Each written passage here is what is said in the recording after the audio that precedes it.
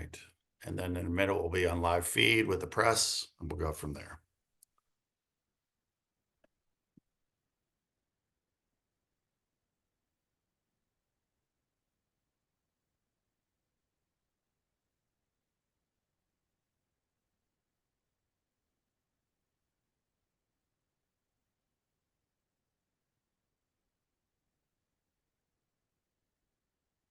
Good morning. I am Bob Sanborn, President and CEO of Children at Risk.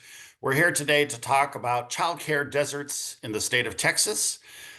We recently completed an analysis of childcare in our state, looking at all the deserts, the lack of high quality childcare within all of our communities. We put together a great panel to talk about childcare deserts, to talk about childcare in Texas. As I mentioned, I'm Bob Sanborn, President and CEO of Children at Risk. We're a statewide research and advocacy group. With us is Kim Kofron. Kim is the Director of Education at Children at Risk. She's out of Austin. Kim, good morning. Also here, Adriana Kohler. She's the Policy Director in Austin of Texans Care for Children.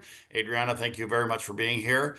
Jackie Reza is with us. She's the Director and owner of Flower in the Garden Child Care Center. She's in El Paso. So we want to thank Jackie for being here. Jerletha McDonald is with us. Jerletha is the CEO and founder of DFW Family Child Care Network. She's out of the Dallas-Fort Worth area, North Texas. And then finally, Dr. Melissa Joswick. She is a professor of early childhood education at Texas A&M University. She's in San Antonio. Thank you very much for being with us, Melissa. So as we talk about childcare, I think one of the things that's real important for us to understand is that this is a big issue in the state of Texas.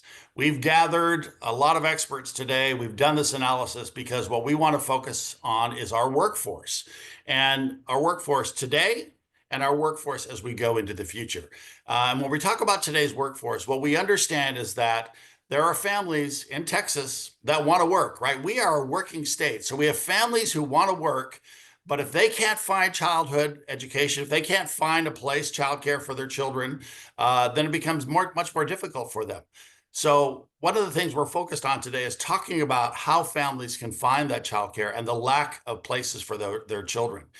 Furthermore, as we talk about the future, one of the things that we understand is that when kids find high quality early childcare, when they are in quality early childcare, they are significantly likely to do much better academically. They are going to be much more successful in school and with opportunities after school. So we want to make sure we have a nice and good future for our children. And one of the biggest bangs for your policy buck is going to be in early education. So it's real important as we talk about this. But let me be real clear about this. Texas is in trouble when it comes to childcare. We've made progress on improving quality, and that's something to be proud of. But when it comes to access, how many kids are actually getting into those quality programs, we seem to be moving in the wrong direction. So we're talking about thousands of children across the state of Texas that are stuck on wait lists. Parents who want to work but can't be there at work because there is no childcare. And so as we talk about this, we want you to know that providers really want to serve their communities, but they can't keep the lights on because the funding just isn't there in many cases. And let's not forget that during the last couple of years, we had a lot of COVID money that came into our state. And while we don't want to talk about COVID anymore in many cases, what is real important to understand is that there was a lot of COVID money that came into our state, and it really helped prop up early education in our state. So we're seeing now sort of that first iteration of what it's like to be without COVID money. But a couple of really important things stood out for us as we looked at this analysis.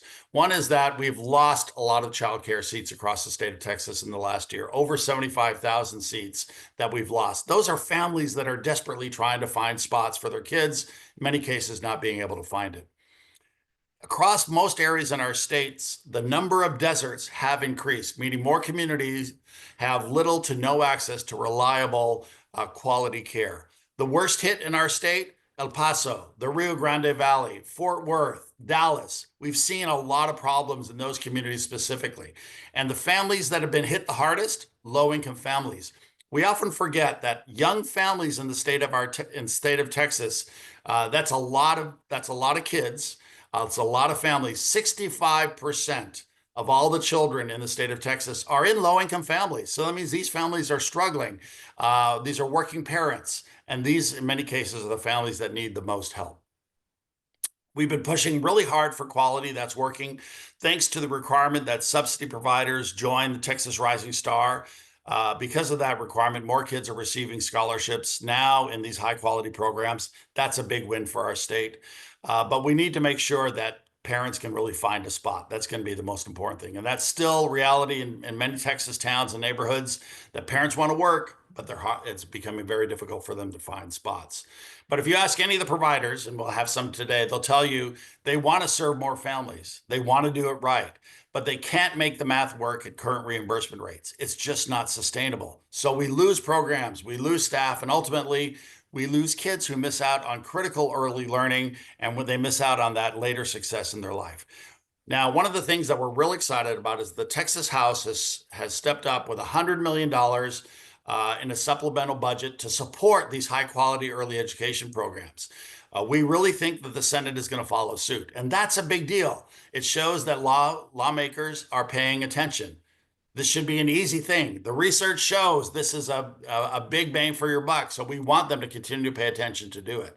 But we also need to be honest. It's really not enough. Even at $100 million, it's not enough. And to give you sort of an example of how some of these things work in the budget, you know, everyone, the governor on down are excited about this voucher program, the subsidies for private education. $1 billion in for this voucher, this Education Savings Act. But $200 million out of this $1 billion is allocated just for subsidies for kids who already are in private schools. That's $200 million and versus $100 million for what we're allocating for early childhood education. Now, I don't want to make this political because, frankly, I want a lot of money to go to kids. The more kids have for funding, the better it is. But children are our greatest resource, and we're not getting enough funding for them. We are happy to take $100 million, and we will maximize it and do well for Texas. But I think the general public just needs to understand that we probably need to do more. So 2025, this year, it's a pivotal moment for Texas families and for our economy. It's time that we recognize that childcare is essential infrastructure, and we need to start building a long-term system that meets the need for every family in every part of Texas. We have lots of kids in Texas. 10% of America's children live here in the Lone Star State. And this should be an easy win. As a state, we love kids. Research shows that quality early education is slam dunk good public policy. Families want this. And if we have a dream at Children at Risk, it's that every Texas child has this opportunity to be successful, just opportunity. But this is how we start that opportunity, by giving them access to quality early education. So let's go to our panel, because we have lots of good pieces of data here. We have lots of testimonials. We'll keep it brief because we know that's what the press want, but we want to go to it. Kim Kofron is with us. She is the Director of Education for Children at Risk. She's out of Austin. Kim, give us your take on the child care desert maps and what's going on with early education in Texas. Well, thanks, Dr. Bob, and it's good to be with everyone this morning. Yeah, so we've been at Children at Risk been analyzing childcare desert since 2017. And so a desert is an area that has 3 times the number of children than there are childcare seats. And when we look at our data each year, we look at a snapshot from the previous September. So when we conducted this analysis last year, childcare programs were still being supported by that temporary pandemic relief dollars. And we got billions of dollars from the feds, and it really saved childcare throughout the pandemic, and really gave us a really good insight to what money could actually do for our programs and for children and families. But that funding ended of September of 2023. And so this year, what we're presenting today is from September of 2024, and marks the first time that we're really seeing the true impact of where our childcare is after that funding has gone away. And it points a concerning picture of what challenges are facing childcare providers and families across the state. Throughout the year, we are in close communication with childcare providers across Texas. We hear their stories of programs closing in their communities, of their daily struggles to keep their doors open. And what we're seeing in the data supports what they have been telling us. As of September of 2024, we've lost nearly 75,000 childcare seats. That has a 15% increase in our deserts across the state, making it significantly harder for families to find care. We know that more programs closed last year than opened.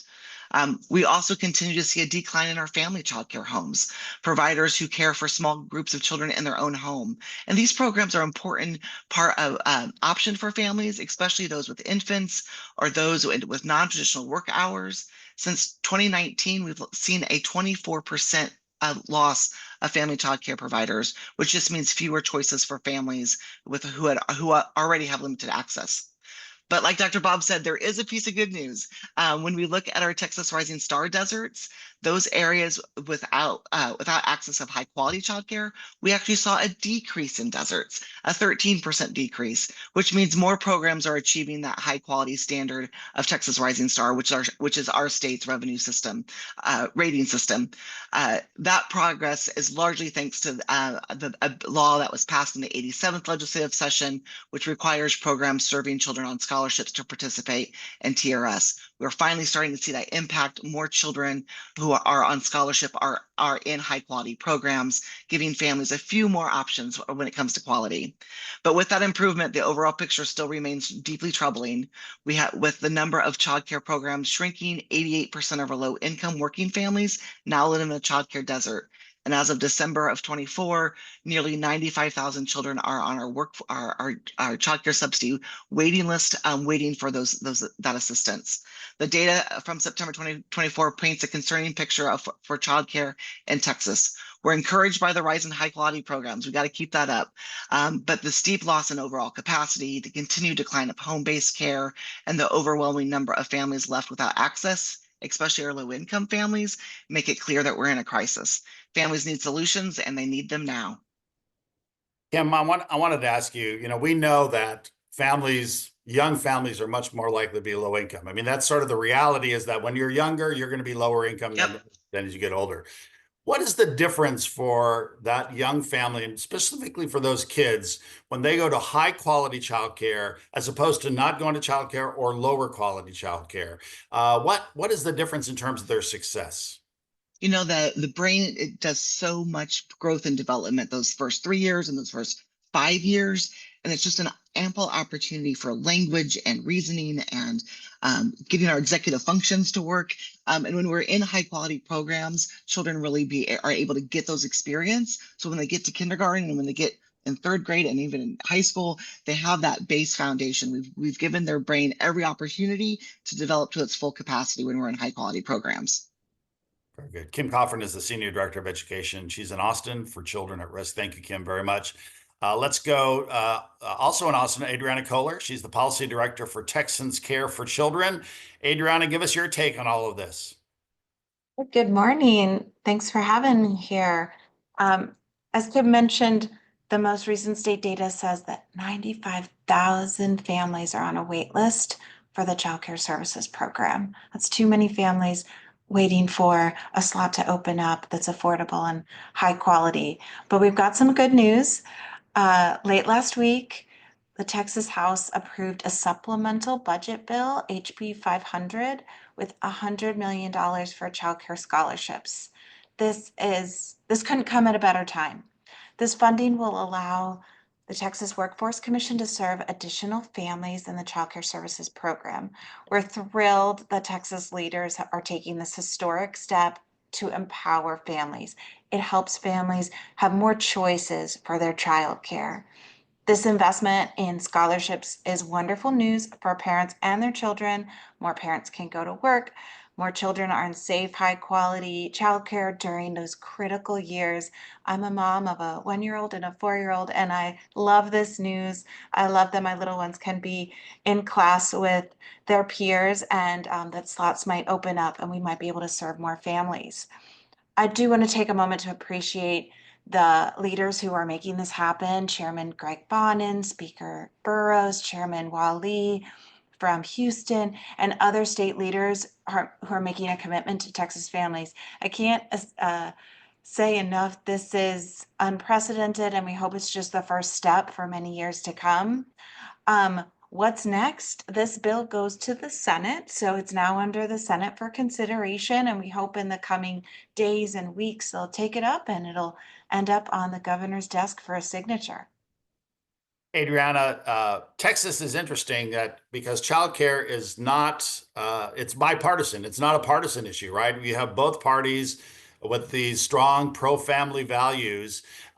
Do we see that there's potential that, is this a slam dunk in passing? I don't think anything's ever a slam dunk in Texas, but is there, what's your sort of outlook for this? Because this is very pro-family. This is good for both parties.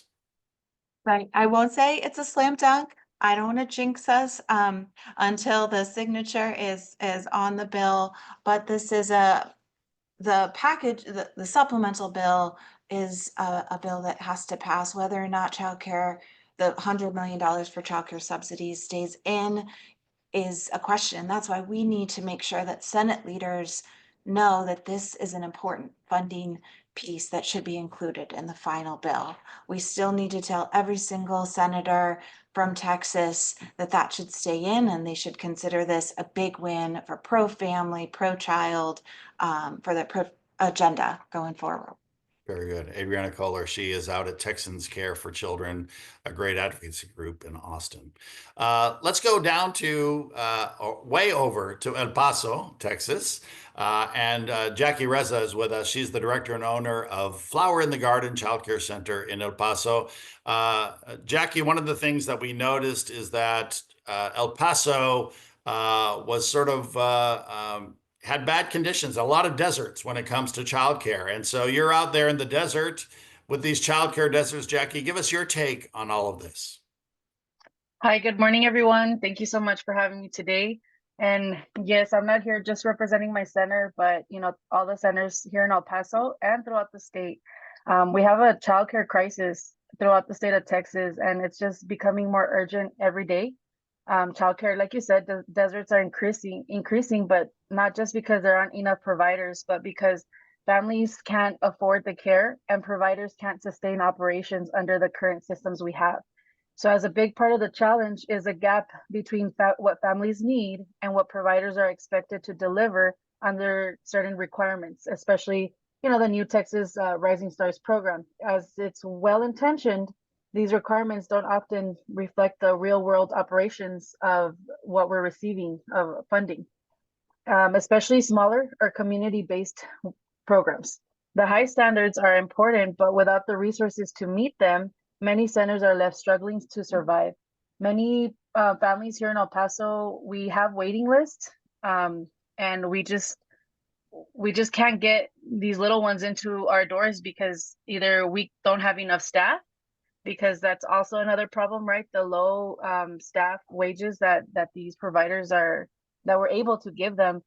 We don't even have enough staff, or our centers are just, we're just not making it. And it's a really big issue that we're facing.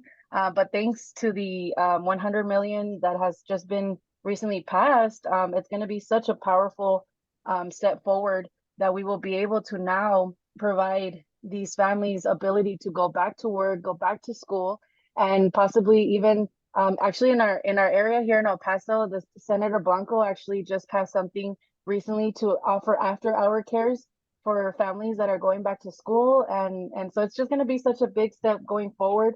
But this funding gives us the ability to build stability in our centers, be able to provide high quality childcare, like you said.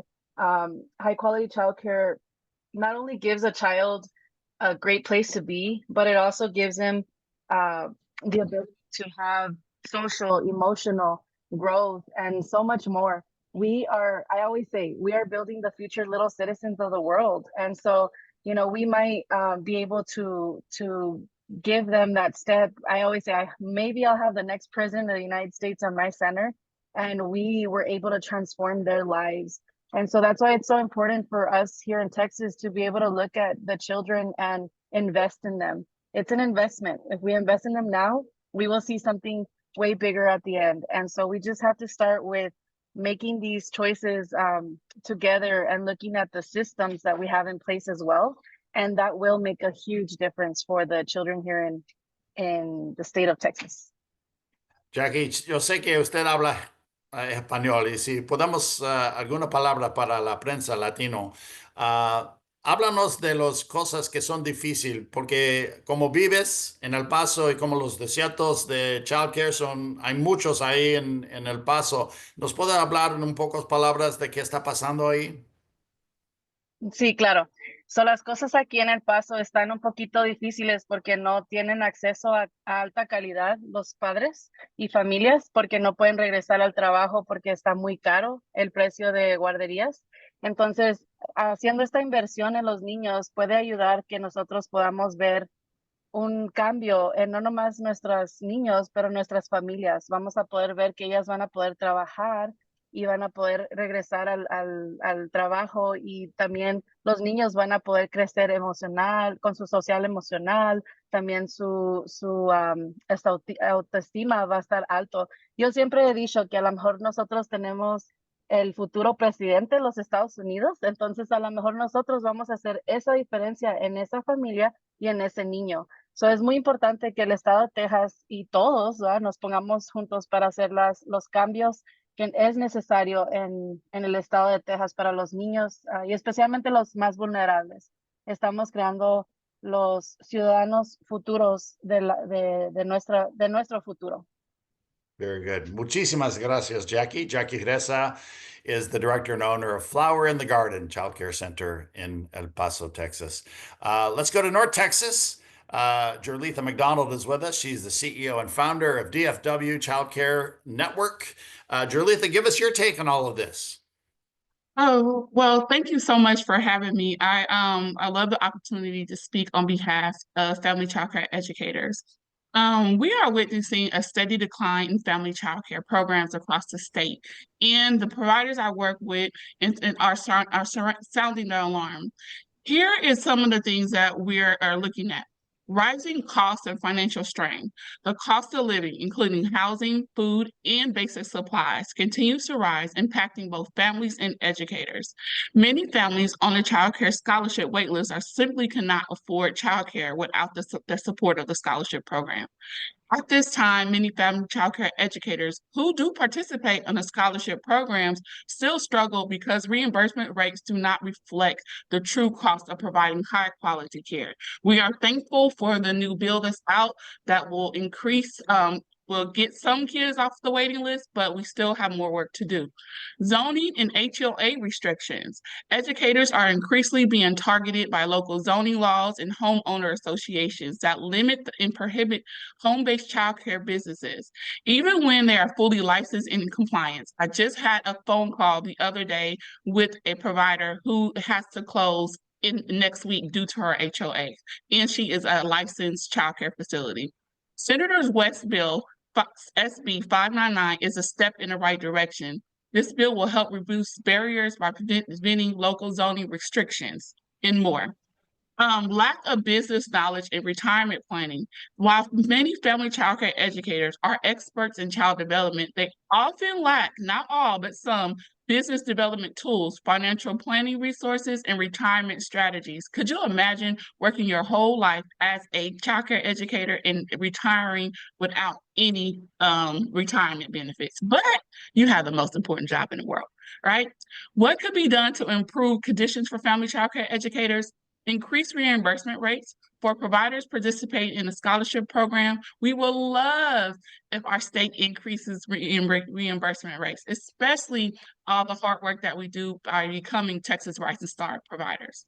Launch startups, sustainability grants designed specifically for family child care programs, supporting licensing, business expansions, and workforce development.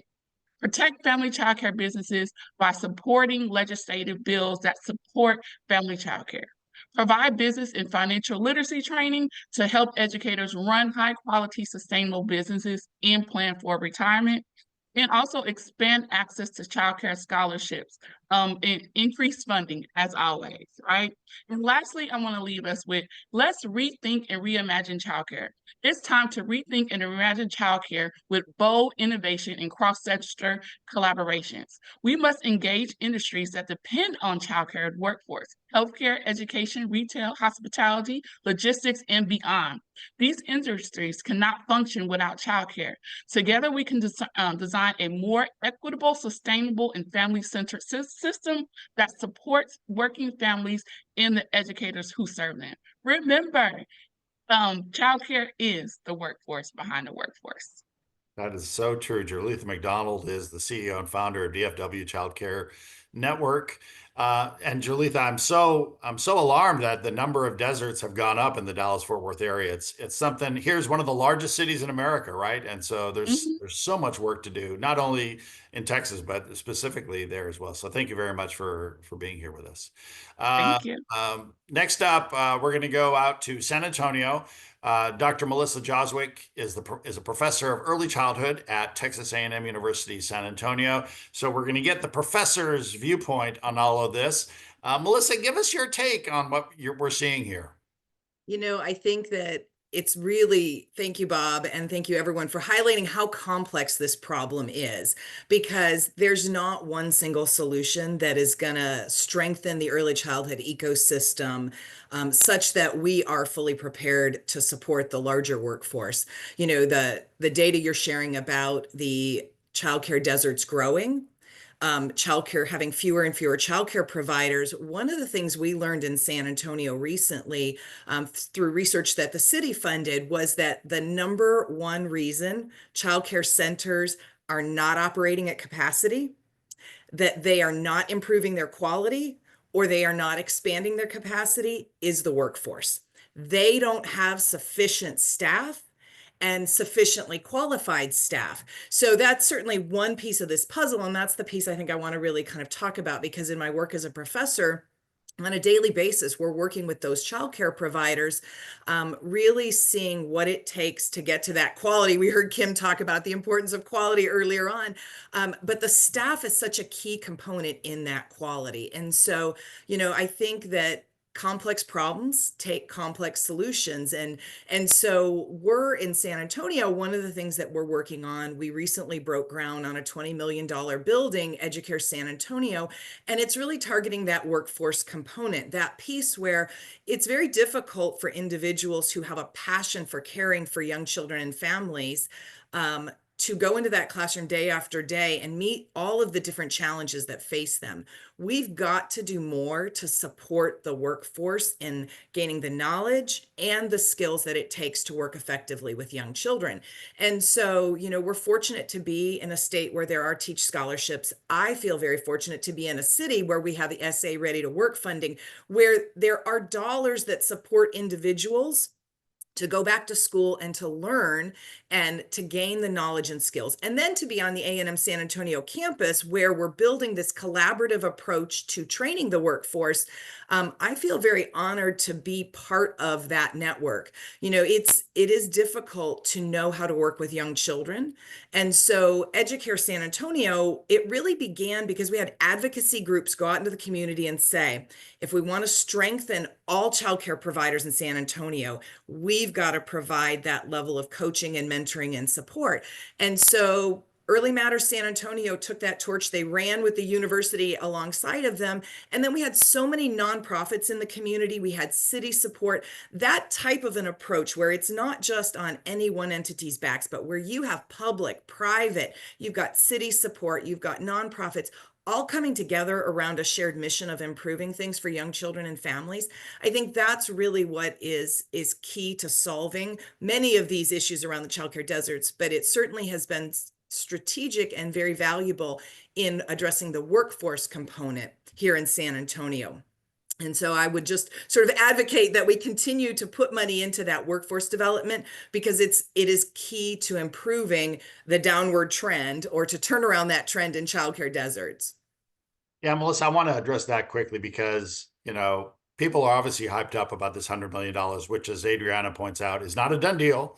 But even if it were a done deal, it's not enough to solve our problems. And people need to understand that this issue is of utmost importance. And when we talk about these deserts expanding across our state, and while there's some good news, overall, it's sort of concerning. It's a challenge for the state of Texas. Talk a little bit, you know, if I'm an average citizen and I vote, what should I be most concerned about? Well, I think you really need to think about, investing your vote, your dollar, in essence, in something that's going to have a ripple effect. So, we're investing in early childhood. And while that is going to provide an immediate service to those children, it is impacting not just those children, it is impacting the parents being able to go out and be able to work. It is impacting their employers. So that's why when you talked about that early investment, it is going to strengthen every single layer in our state's economy and our state's workforce, because it's not just about serving a few children. While that's critical, it is enabling their parents to work. It is enabling those parents' employers to thrive. And so that's where you really get this ripple effect of that investment in the early years. And so that's what I would say to voters, is to know that that one vote is going to probably have the biggest bang for their buck statewide. And what's the old formula, the Heckman formula, that what for every dollar we invest in childcare, we get $13 back? $13 back. Yeah, so it's Excellent return on investment. it's like the best public policy investment we can make. And Kim Kofron, I know you've talked about this Heckman thing a lot. I mean, that's a big deal for us, right? To make sure that we're doing this investment. It's a huge deal. I remember years ago talking to a colleague who worked in juvenile justice, and I always teased him that if I did my job right, if we did our job right in early childhood, we'd put him out of business. Excuse me. And so that's where that ripple effect is not just that today ripple effect, which Melissa you talked about, but it's that ripple effect of how that affects that child's trajectory for their entire life. Yeah, it's almost like now I'm showing my age, but there used to be this old oil filter thing. You could pay me now, or you could pay me later. You could change your oil now, or you're gonna pay your engine later. And this is important, right? Because for us, we could do this investment in early education, which is a great benefit, or we'll pay later, right? So I think so anyway, I don't know why I finished with that. I'm never going to use that analogy again. Too old. But anyway, I want to thank Kim Kofron, Adriana Kohler, Jackie Reza, Jerletha McDonald, Dr. Melissa Joswick. Thank you all very much for the work that you do, but for also being part of this press conference. And we just need to keep up the good work. We're moving in the right direction, but things around us are not necessarily where we want them to be. They certainly aren't where we want them to be. So we have to keep moving. Thank you all very much for covering this important topic on early education in Texas. Take care. Thank you, Dr. Bob. Thank you. Thank you.